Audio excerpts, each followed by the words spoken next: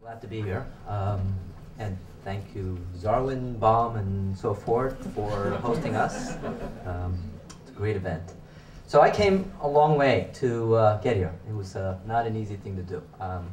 Although I lived in Philly for about 17 years, I now live in Connecticut, and that's more than a few hours ride.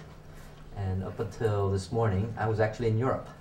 I spent the entire working in Europe the whole week, and I was actually scheduled to come back tomorrow. But as I got on a plane from Amsterdam this morning, I was thinking, God, it would be nice to spend the weekend in Europe, but I thought this was a worthwhile event. But most importantly, I'm a Democrat. And as I was ready to cross the line, some of my friends were wondering, what are you doing? And I thought this was a worthwhile event to cross the line. And cross the pond, too, actually. So let me tell you a little bit about myself, because it has something to do with how I intersect with David's life. As Tiffany mentioned, I am a product of a classic Asian immigrant story. I was born and raised in Korea until 10. My parents dragged their two little kids and me to US in 1972. We moved to West Philly, and the school that I went to in West Philly had no other students other than us who were black in that school. In fact, it was a school very close to where David grew up. About a year later, we moved to Gloucester City. For those some of you who know, in the 70s, Gloucester City had no minorities. We were the first minority family to move into Gloucester City. And in fact, I remember when the second family was going to move in, who was a minority, a black family bought a house down the street from where we lived. And they were going to move in. And a week before they were due to move in, the house burnt down mysteriously. So I got a little scared. I asked my father, so what's going to happen to us, Dad? And he said, nothing's going to happen to our house, because we own and live in the only grocery store within 3-mile radius. And he was right.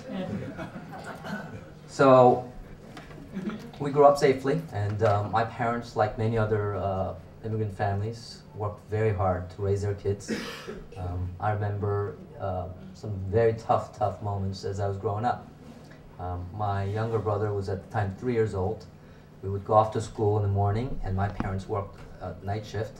So that meant when we left school about 7 in the morning, my parents didn't come back home until 9 a.m. And he was stuck in the apartment by himself. We had to lock him in from the outside so that he wouldn't get lost. And he cried for 2 hours in a row.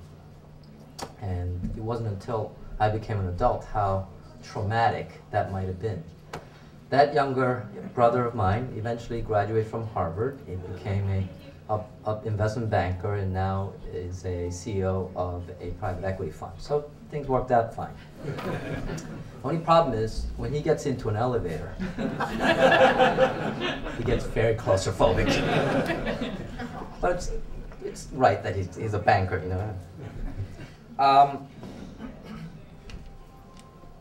My family, when we moved to Philly, were very lonely. It was a city that is very different from what it is today. It was before the gentrification of the town.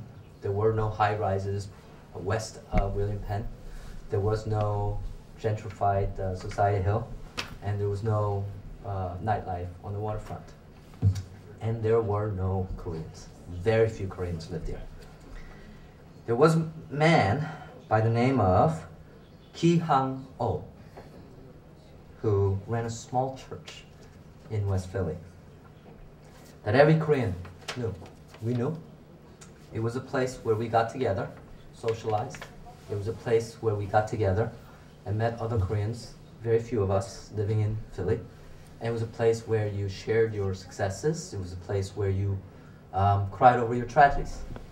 And it was David's father who ran that church.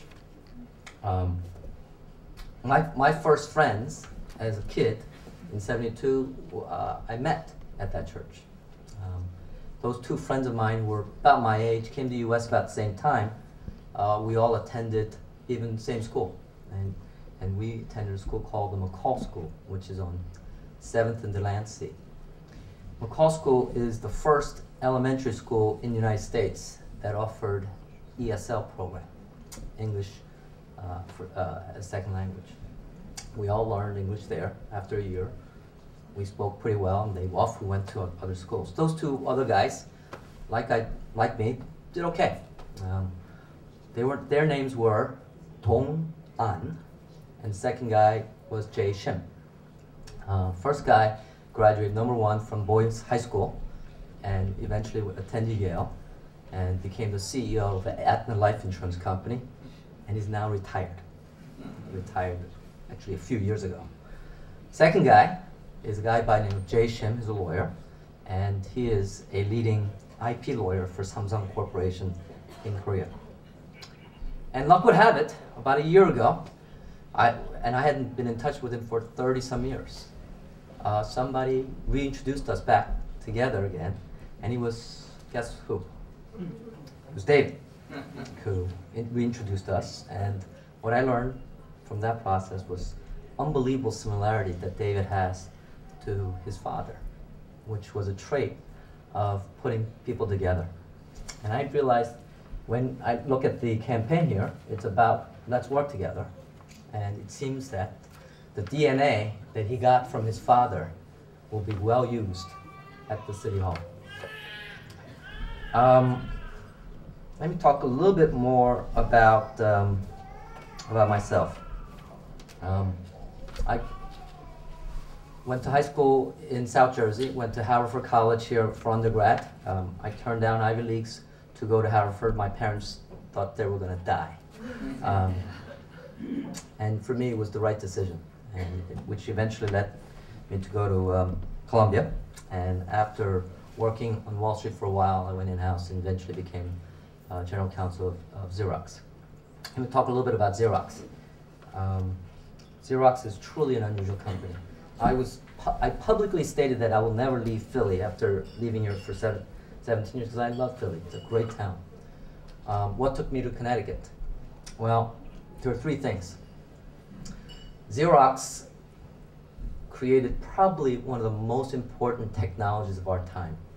Imagine in your office today if you didn't have xerography, what it was like. And I remember actually when I was even working in an office as a kid, what you did to produce copies without a copier. For me, and I'm biased now, obviously I drank the Kool-Aid, it's one of the greatest inventions of our time. You know, it's right up there with the phones and so forth.